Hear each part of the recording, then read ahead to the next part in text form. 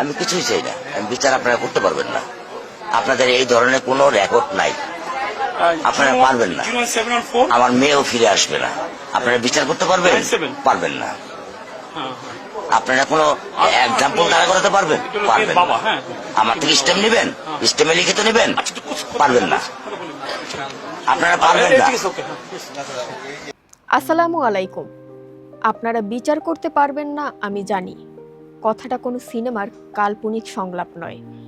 কথাটা মিরপুর পল্লবীতে নির্মমভাবে নিহত ছোট্ট শিশু রামিসার বাবার। একজন পিতা কতটা অসহায়, কতটা হতাশ হলে একটি স্বাধীন রাষ্ট্রের বিচার ব্যবস্থার মুখের উপর দাঁড়িয়ে এমন তীব্র আক্ষেপের কথা বলতে পারেন। কেন একজন পিতাকে এই কথা বলতে হলো? অপরাধী গ্রেপ্তার হয়েছে, সে নিজের মুখে সমস্ত পৈশাচিকতার কথা স্বীকার করে নিয়েছে। তারপরেও কিসের এত আইনি দীর্ঘসূত্রিতা, কিসের এত অপেক্ষা? গত এক সপ্তাহে বাংলাদেশ নামক এই মানচিত্রে 4 থেকে 5টি শিশুকে ধর্ষণ করে হত্যা করা হয়েছে। রামিসা, আসিয়া, নুসরাত, ফাহিমা, ইরা, এই নামগুলো আজ শুধু শোকের নয়, এগুলো আজ আমাদের পচে যাওয়া বিচার ব্যবস্থার এক একটি জ্বলন্ত প্রমাণ। আজ আমরা কথা বলবো সেই বিচারহীনতার সংস্কৃতি নিয়ে, যা অপরাধীদের আড়াল করে আর একজন অসহায় পিতাকে বলতে বাধ্য করে, আপনারা বিচার করতে পারবেন না। আসুন সরাসরি যাই মিরপুর পল্লবীর সেই অভিশপ্ত বাস্তবতায়। ছোট্ট নিষ্পাপ শিশু রামিসা, তাকে যেভাবে নির্যাতন করে হত্যা করা হলো তা শুনে পাথরের বুকও ফেটে যায়। খুনি গ্রেপ্তার হয়েছে, সে নিজের মুখে শব্দ স্বীকার করেছে, কিন্তু তারপরেও রামিসার বাবা বুক চাপড়ে কাঁদছেন আর বলছেন, আপনারা বিচার করতে পারবেন না আমি জানি। এই একটি বাক্য পুরো দেশের মানুষের বিবেককে চাবুক মেরেছে। এই একটি ঘটনার প্রতিবাদে আজ শুধু সাধারণ মানুষ নয়, সমাজের প্রতিটি স্তরের মানুষ এক হয়ে রাজপথে নেমেছে। ট্রাফিক ব্লক করে দিচ্ছে, মিডিয়া দিনরাত স্ক্রল চালাচ্ছে। আপনারা সোশ্যাল মিডিয়া খুললেই দেখবেন জাতীয় দলের ক্রিকেটাররা স্ট্যাটাস দিচ্ছেন, জনপ্রিয় অভিনেতা অভিনেত্রীরা ক্ষোভে ফেটে পড়ছেন, ইনফ্লুয়েন্সাররা ভিডিও বানাচ্ছেন। সবার একটাই প্রশ্ন, যেখানে অপরাধী নিজে দোষ স্বীকার করেছে সেখানে বিচারিক প্রক্রিয়া কেন এক সপ্তাহের মধ্যে শেষ করে তাকে ফাঁসি কাষ্ঠে ঝোলানো হচ্ছে না? কেন আমলাতান্ত্রিক ও আইনি দীর্ঘসূত্রিতার দোহাই দিয়ে এই নরপশুকে বছরের পর বছর জেলখানায় বসিয়ে জনগণের ট্যাক্সের টাকায় খাওয়ানো হবে? মানুষ আজ ক্লান্ত, মানুষ জানে আজ যে খুনি শব্দ স্বীকার করেছে, 2 দিন পর কোনো এক অদৃশ্য শক্তির ইশারায়, কোনো নামী আইনজীবীর চতুরতায় সেই স্বীকারোক্তিকে বদলে ফেলার চেষ্টা করা হবে। রামিসার বাবার ওই হতাশার কথাটাই যেন আজ কোটি বাঙালির মনের আর্তনাদ। আমরা যদি ভাবি যে শুধু রামিসার ঘটনাতেই বিচারহীনতার এই ছায়া, তাহলে ভুল হবে। গত এক সপ্তাহের ব্যবধানে এই মানচিত্রে আরও 4 থেকে 5টি শিশু ধর্ষণের পর খুনের শিকার হয়েছে। আসিয়া এবং নুসরাতের মতো শিশুদের সাথে কি নির্মমতা হয়েছে তা আমরা দেখেছি। একটু পিছিয়ে যান, রামপুরার এক ছাত্রকে যেভাবে অস্বাভাবিক ও বিকৃত যৌনাচারের শিকার হয়ে নির্মমভাবে মরতে হয়েছে তা কি আমরা ভুলে যাব? গত 3রা মার্চ ছোট্ট শিশু ইরাকে গলা কেটে হত্যা করা হয়েছিল। আজ মে মাস শেষ হতে চলল, ইরা হত্যার খুনিরা কি দৃষ্টান্তমূলক শাস্তি পেয়েছে?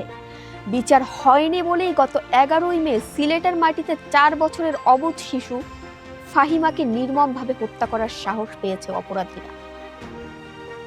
আর ঘরের ভেতরের অন্ধকার, গত 22 মে জয়পুরহাটে নিজের সৎ বাবার হাতে 12 বছরের শিশু পাশবিক নির্যাতনের শিকার হলো। সিলেটের অন্য প্রান্তে আপন চাচার লালসায় 11 বছরের শিশু আজ অন্তঃসত্ত্বা। মেয়েরা বাইরেও নিরাপদ নয়, নিজের ঘরেও নিরাপদ নয়। রামপুরা, সিলেট, জয়পুরহাট কিংবা পল্লবী, প্রতিটি ঘটনাই আমাদের মনে করিয়ে দেয় খুনিদের মনে আইনের কোনো ভয় নেই। তারা জানে স্বীকারোক্তি দিলেও এদেশে বিচার হতে বহু বছর কেটে যায়, আর ততদিনে মানুষ ঘটনা ভুলে যায়। কেন রামিসার বাবা বলেছেন আপনারা বিচার করতে পারবেন না? কারণ পরিসংখ্যান বড্ড নির্মম।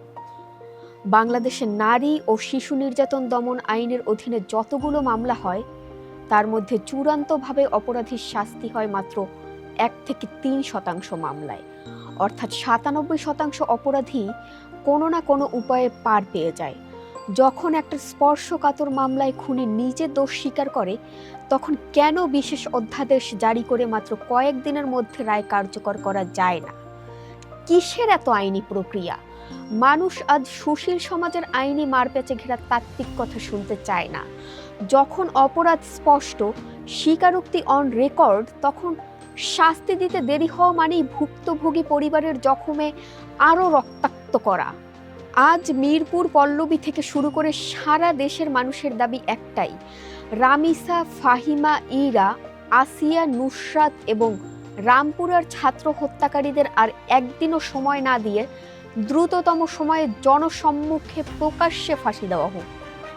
আইন সংশোধন করুন, স্পেশাল ট্রাইব্যুনালকে নির্দেশ দিন যেন এই স্বীকারোক্তিকেই চূড়ান্ত প্রমাণ ধরে অবিলম্বে রায় কার্যকর করা হয়।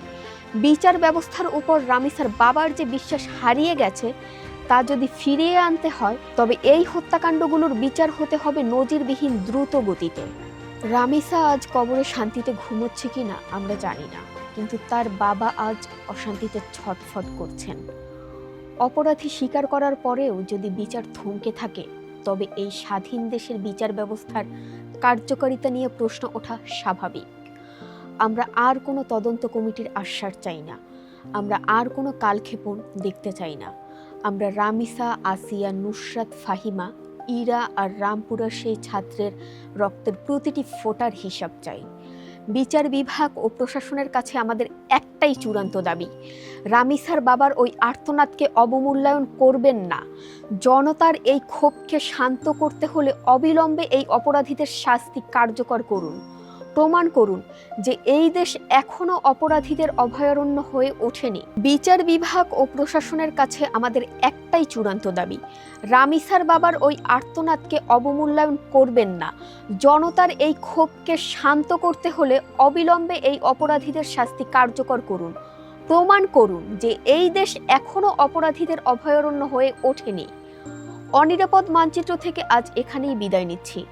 ভালো থাকুন, নিজের সন্তানকে চোখে চোখে রাখুন আর প্রতিবাদের এই আগুন নিভতে দেবেন না। আল্লাহ হাফেজ।